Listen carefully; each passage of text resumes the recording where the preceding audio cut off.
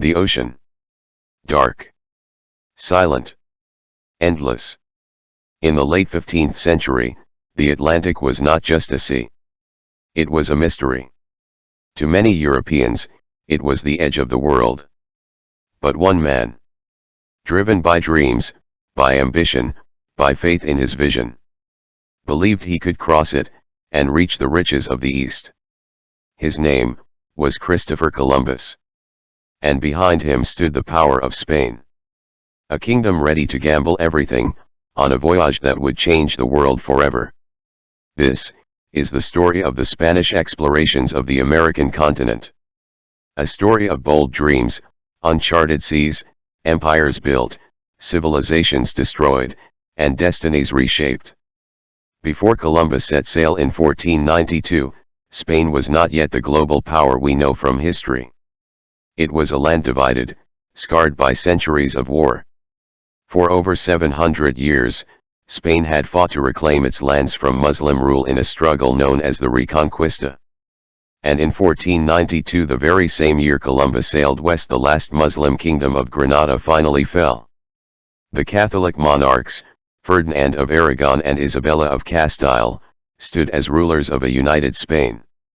Spain was hungry for glory, for trade, for wealth. But Portugal had already claimed the route around Africa. Spain needed another way to reach the spices of Asia. And into this moment of destiny stepped Christopher Columbus. Columbus was not Spanish by birth. He was Italian, born in Genoa.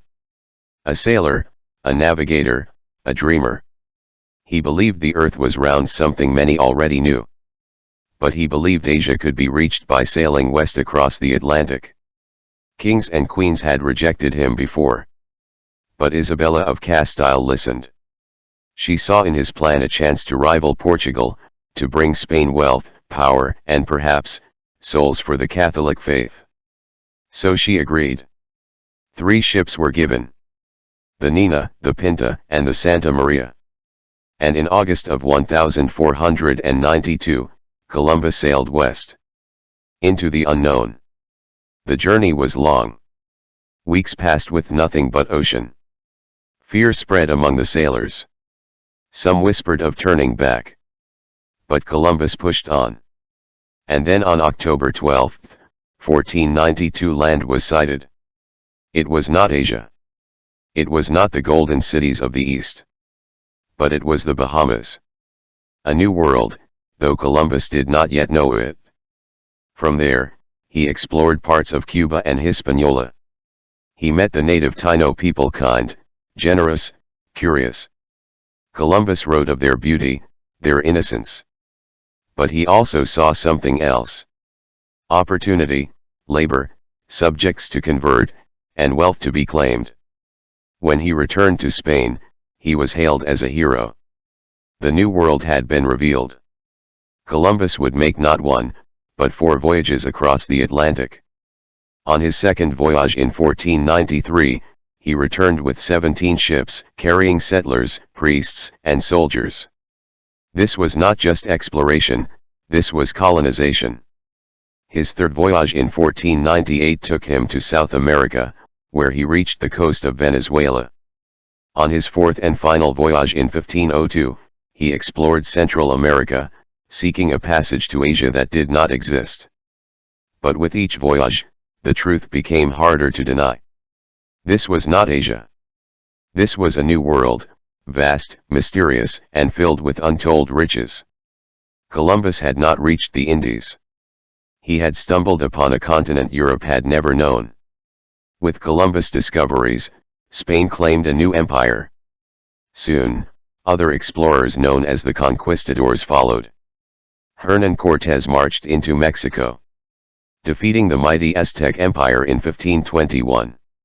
Francisco Pizarro journeyed south, toppling the great Inca Empire in Peru by 1533. Explorers like Ponce de Leon sought the fountain of youth in Florida, while others like Hernando de Soto roamed the vast interior of North America. From the Caribbean to the Andes, from the Mississippi to California, Spanish flags rose over lands that stretched thousands of miles. Spain became the richest empire in Europe, fueled by silver, gold, and the labor of millions of indigenous people. But with conquest came tragedy. The arrival of the Spanish brought disease, smallpox, measles, influenza. Entire populations collapsed. In some places, up to 90% of native peoples perished. The encomienda system forced natives into hard labor. Missions sought to convert them to Christianity, often by force. Great civilizations like the Taíno, the Aztec, and the Inca, were shattered. The Spanish explorations brought glory to Spain, but devastation to the first peoples of the Americas. As Spain expanded, conflict with Portugal grew. Who had the right to these new lands? In 1494, the Treaty of Tordesillas divided the world between the two kingdoms. Spain was given rights to most of the Americas. Portugal, in return, claimed Brazil and lands in Africa and Asia. This treaty would shape the map of the New World for centuries to come. Perhaps the greatest impact of Columbus' voyages was not gold, nor land, nor conquest, but exchange. The Columbian exchange transformed the world. From the Americas came maize, potatoes, tomatoes, chocolate, tobacco.